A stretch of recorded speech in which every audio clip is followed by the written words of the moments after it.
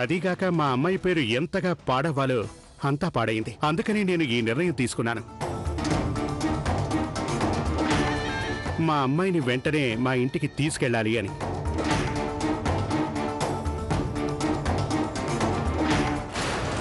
మన్నించండి వియాలవారు. ఇక ఇంత జరిగాక మా అమ్మాయిని ఈ ఇంటి కోడలుగా పంపించలేను. వెళ్ళొస్తామండి. పదెక్కడి నుంచి. ఆగండి కిరణ్ గారు.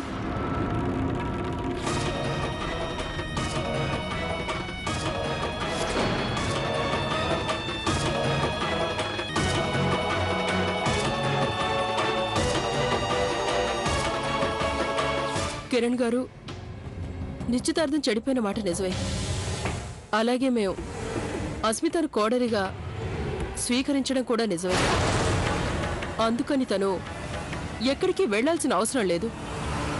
అంతేకాదు, మేము వీలైనంత త్వరలో అస్మితతో శివ వివాహం జరిపిస్తాం. ఇది నేను మీకు ఒట్టేసి చెప్తున్నాను.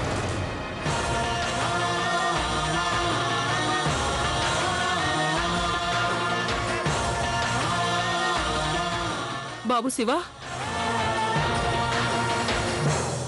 ఇలారా.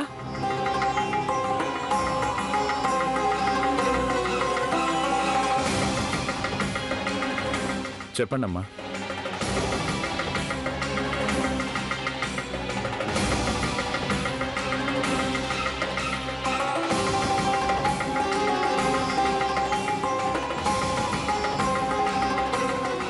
బాబు శివ, నేను అర్థం చేసుకుంటాను. నిశ్చితార్థం ఆగిపోయినందువల్ల మీ ఇద్దరి మనసులకు కష్టం కలిగిందని.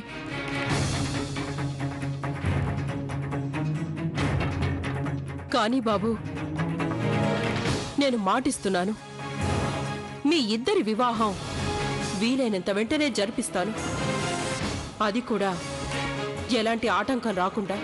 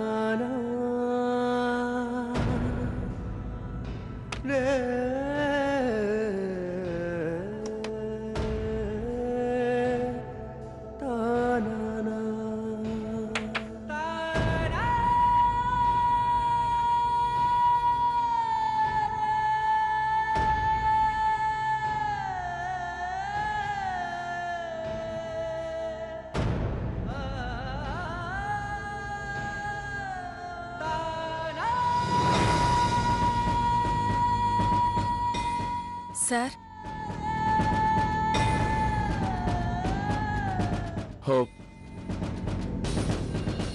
సారీ, నేను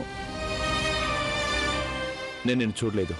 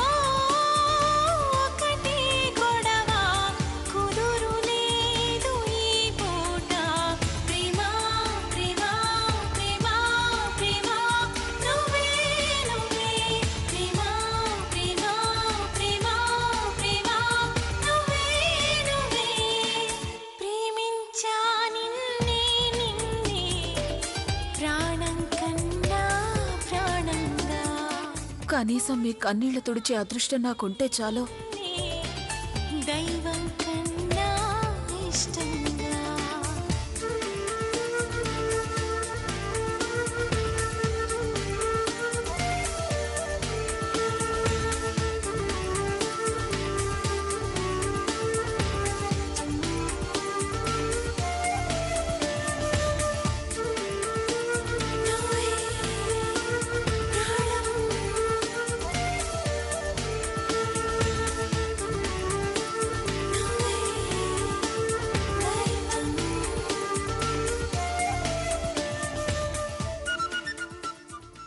ఒకే ఒక్క దెబ్బకు 2 పిట్టలు.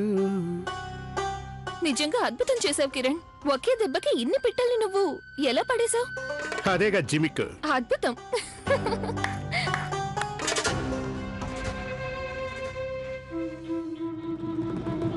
ఊరి భగవంతుడా, నేను మర్చిపోయి పొరపాటుగా ఫోన్ ఇక్కడే పెట్టొచ్చాను.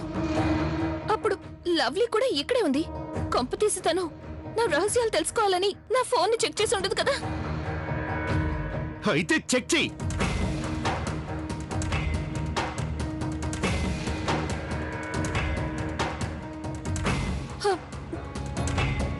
నా ఫ్రెండ్ సంగీత ఫోన్ వచ్చినట్లుంది. పైగా కాల్ రిసీవ్ అయినట్లుంది. అరే, తనతో మాట్లాడొచ్చుగా. తనేం చెప్తానో తెలుసుకో. ఆ,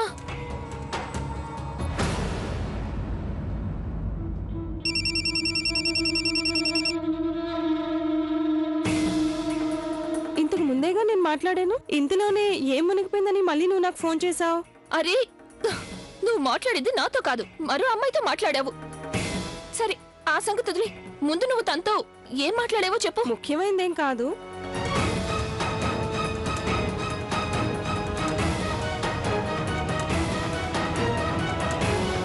ఎంత పెద్ద మూర్ఖురాలివి. సరే, ఫోన్ పెట్టు. అరే, తను నిజమంతా కక్కేసింది. ఇక మన పప్పులు ఉడకవు. వెంటనే మనం ఎవరికి దొరకకుండా ఇక్కడి నుంచి పారిపోదాం. ఆపో.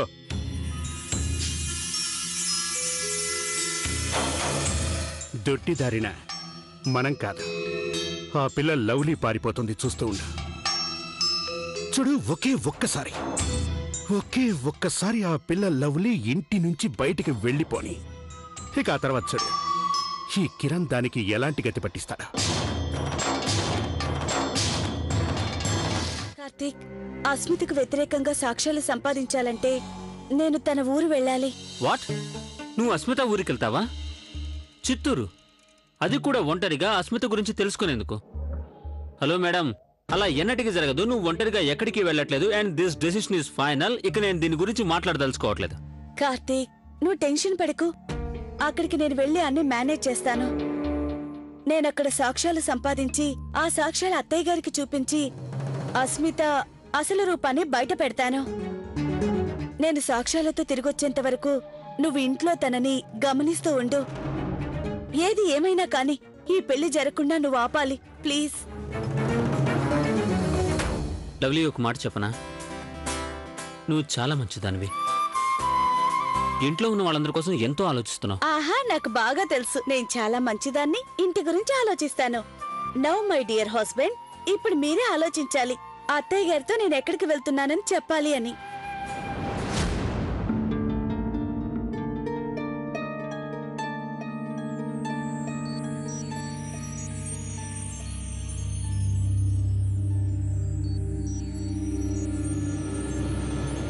చెప్పమ్మా. అత్తయ్య గారు, మీరంతగా ఎందుకు టెన్షన్ పడుతున్నారు? లవ్లీ, నువ్వు అన్ని వేళలా ఈ ఇంటి మేలే కోరుకుంటావు కదా. అవునత్తయ్య గారు. అందులో శివాక్షేమం కూడా కదా. అమ్మా, అసలు ఈ సమయంలో ఇలాంటి ప్రశ్నలు ఎందుకు వేస్తున్నావు? నువ్వు జవాబు చెప్పు. నీ మాట నేను వినాలనుకుంటున్నాను. నువ్వు శివాక్షేమం కోరుకుంటున్నావా లేదా? అత్తయ్య గారు, శివబావ కోసమే కాదు, అందరి కోసం ఏదైనా చేస్తాను, ఏ పరిస్థితుల్లోనైనా. అయితే ఓ పని చేయి. నిజంగా నువ్వు శివాక్షేమం కోరుకుంటే తనకి అస్మితతో పెళ్లి అయ్యేంత వరకు నువ్వు నీ పుట్టింటికి వెళ్ళిపో.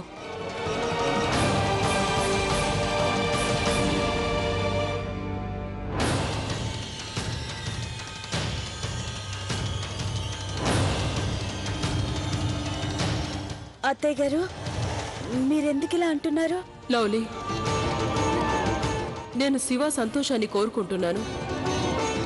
మా ఈ ఆశకు నువ్వు అతిపెద్ద అవరోధంగా మారావు. నేను ఆశించేది శివ సంసారం చక్కబడేంత వరకు, వాడి సంతోషాలు తిరిగొచ్చేంత వరకు నువ్వు ఈ ఇంటి నుంచి దూరంగా ఉండాలి.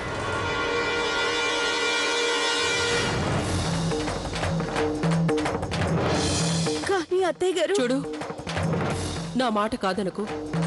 నువ్వు చేసే ఈ ఉపకారం నేను నా జీవితాంతం మర్చిపోను. అది అత్తయ్య గారు.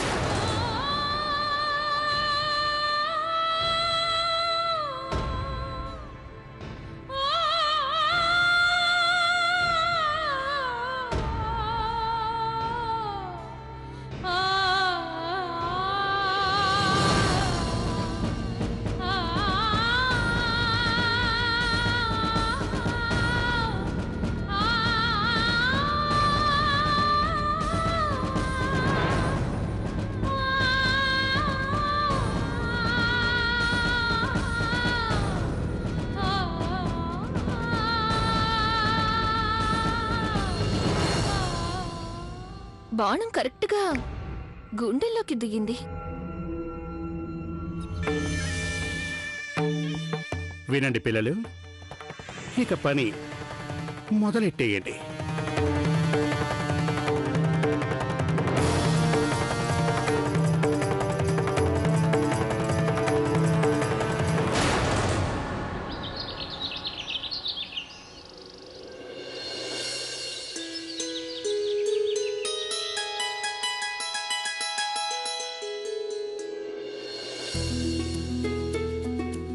మనం ఈ పెళ్లి సరదాగా జరిపించినప్పటికీ ఆచార వ్యవహారాల్లో ఏమాత్రం లోటు రాకూడదు. ఇదిగో కమలా, వెళ్ళి లవ్లీని పిలుచుకురా. తను కూడా చీర సెలెక్ట్ చేసుకోవాలిగా.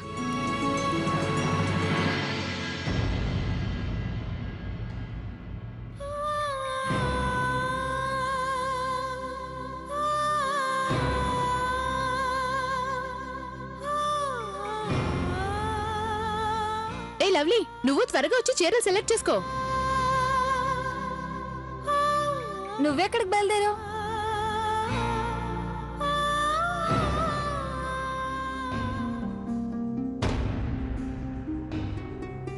అరే అవును, నువ్వేంటి ఈ బ్యాగ్ తీసుకుని ఎక్కడికి బయలుదేరావు?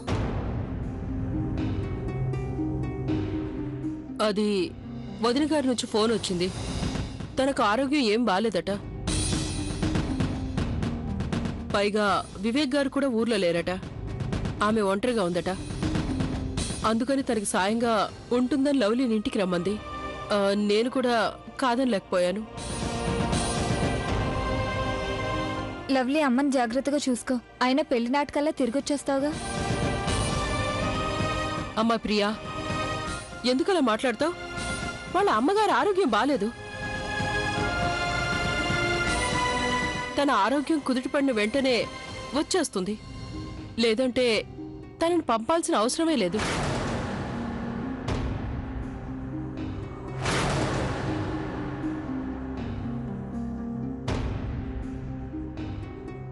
ఆగు లవ్లీ.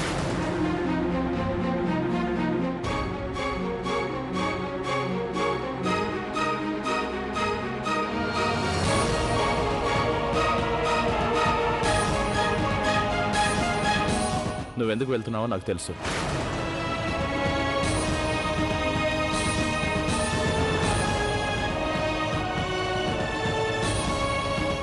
నువ్వెందుకు వెళ్తున్నావో నాకు తెలుసు. నీకు సిమ్రన్ స్థానంలో మరొకరు ఉండడం ఇష్టం లేదు. అందుకే వెళ్ళిపోతున్నా.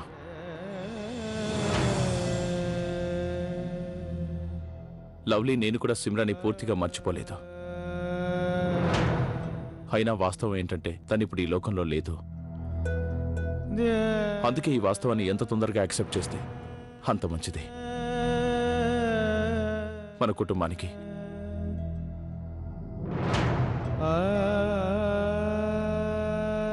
ఐ హోప్ నిన్ను నువ్వు కంట్రోల్ చేసుకొని నువ్వు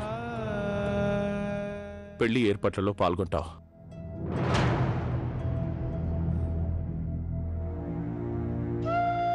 అలాగే బావగారు. లవ్లీ చిన్నమ్మ, నేను ఈ పెళ్లిలో డాన్స్ చేయాలి. ఇప్పుడు మీరు వెళ్ళిపోతే నాకు డాన్స్ ఎవరు నేర్పిస్తారు? అన్ను, నేను లేకపోతే మాత్రమేంటి? లక్కీ ఉన్నాడు, మున్ని ఉందిగా, వాళ్ళు నీకు డాన్స్ నేర్పిస్తారు. కానీ ప్లీజ్ నా మాట మీరు వినాలి.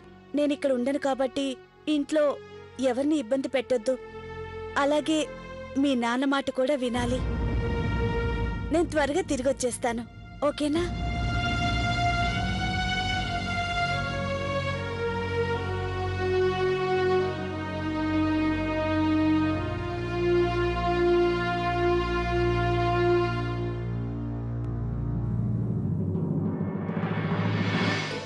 లవ్లీ, అమ్మని జాగ్రత్తగా చూసుకో. ఏంటిది, నువ్వు ఆటని అర్ధాంతరంగా వదిలేసి వెళ్ళిపోతున్నావు? బహుశా నువ్వు కూడా నా పెళ్లిని కళ్ళారా చూడ్డానికుంటే బాగుండేది. అస్మిత, మరీ అంతగా మురిసిపోకు. నీ పెళ్లి జరగడం అనేది అంత తేలికైన విషయం కాదు. ఒకవేళ ఈ సంతోషం సంతాపంగా మారి నీ గుండె ఆగిపోయేలా చేయొచ్చు. ఆ తర్వాత నీ ప్రాణాలు గాలిలో ఉంటాయి, నీ ఆత్మ పైలోకంలో ఉంటుంది.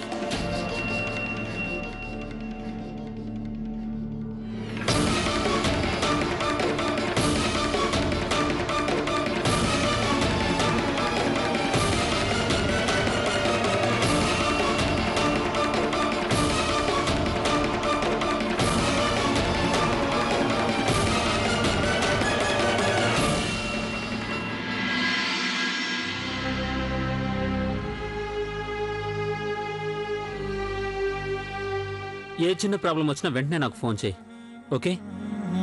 అక్కడికి చేరుకోగానే ఫోన్ చేయి. ఇంకా లేదు, నేనే నీకు ఫోన్ చేస్తానులే.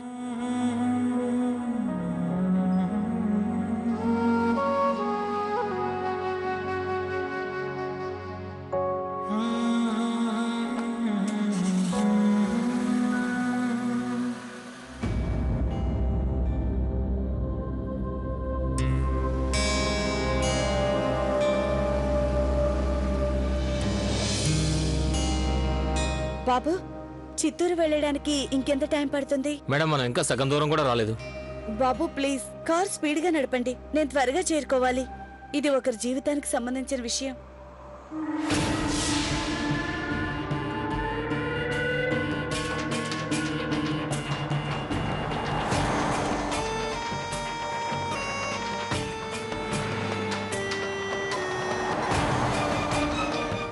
బాబు, నువ్వెందుకు ఇలా నడుపుతున్నావు? కాస్త నెమ్మదిగా నడుపు. అలాగే మేడం.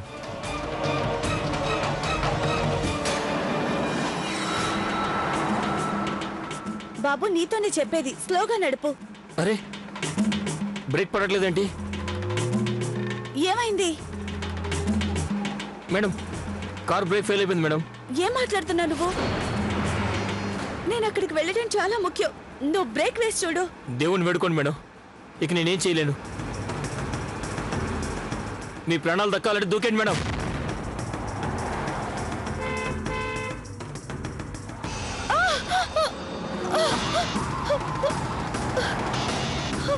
భగవంతుడా, నేను